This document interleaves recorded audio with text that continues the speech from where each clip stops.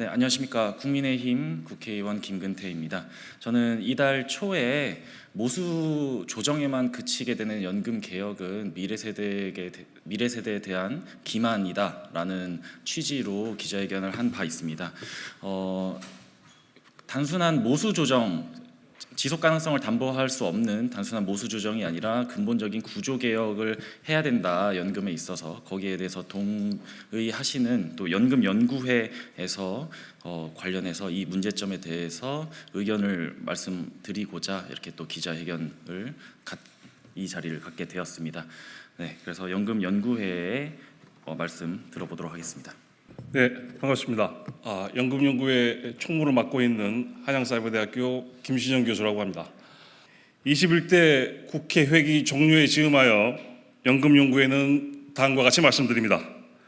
1.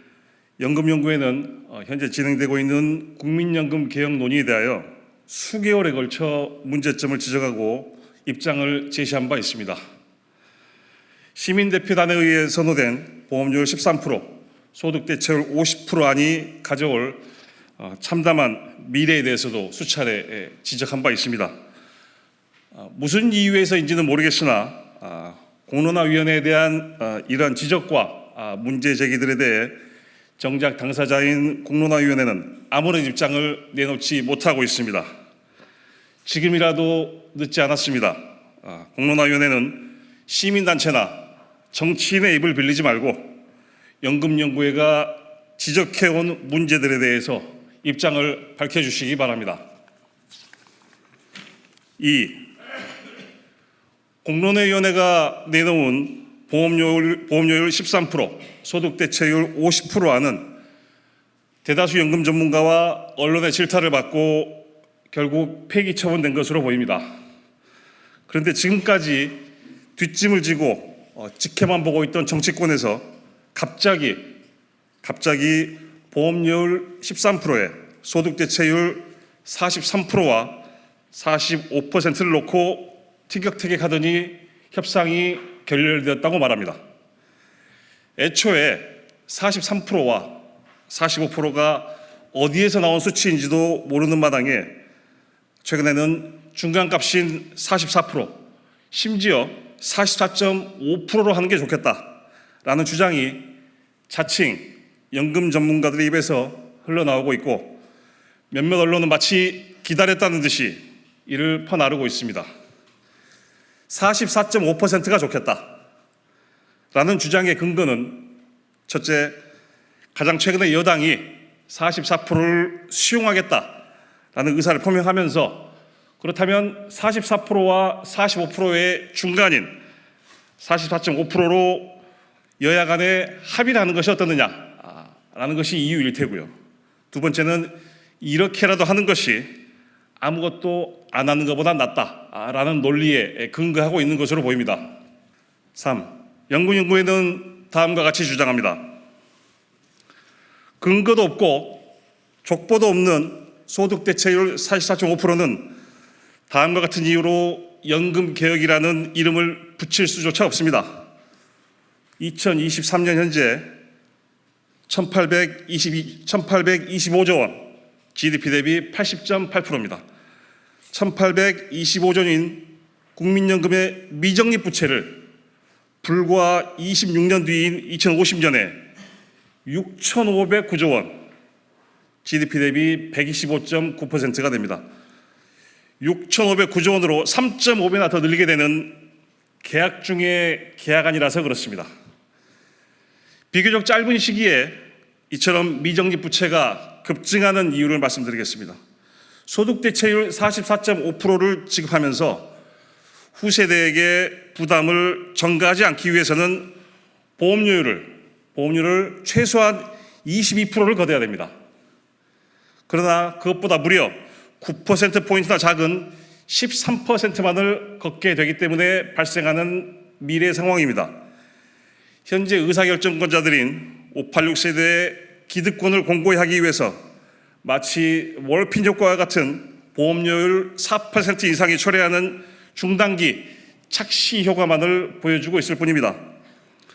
2093년 무려 이경 1656조 원에 달할 것으로 추정되는 국민연금의 누적 적자는 지금 제시되고 있는 소득 대체율 44.5%, 족보도 없는 이 계약안을 채택할 경우 누적 적자를 크게 줄일 것이라는 일부 특위 관계자들의 발표 내용도 사실과 다릅니다.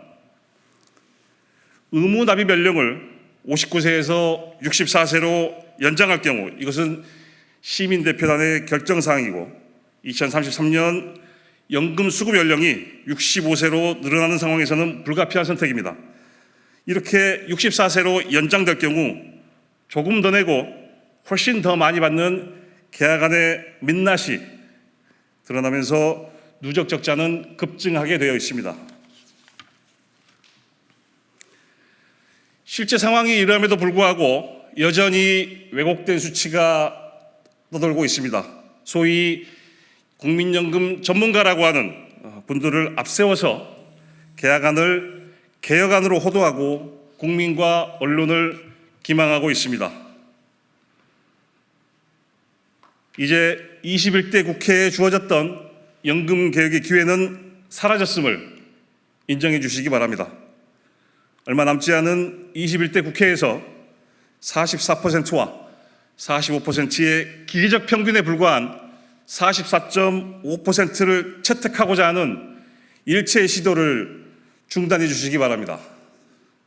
만약 사회적 합의, 여야 대타협 이란 용어를 쓰면서 소득 대체율 44.5%, 그것도 임기가 얼마 남지 않은 21대 국회가 야합을 해버린다면 그 야합의 주역들은 먼 훗날 역사의 청문회장에 반드시 서게 될 것입니다. 분노한 미래 세대, 분노한 MZ세대들이 계약안을 개혁이란 이름으로 호도시킨 이 현재 진행되고 있는 야합의 주역들은 반드시 역사의 심판을 받게 될 것입니다. 왜곡된 자료로 국민과 언론을 선동하고 국민연금을 이 지경까지, 이 상황까지 몰고 온 장본인들이기 때문입니다. 22대 국회에 바랍니다. 우리에게는 지난 수년간 축적된 자료와 토론의 결과물들이 있습니다. 그렇기 때문에 백지 상태에서 출발하는 것이 결코 아닙니다.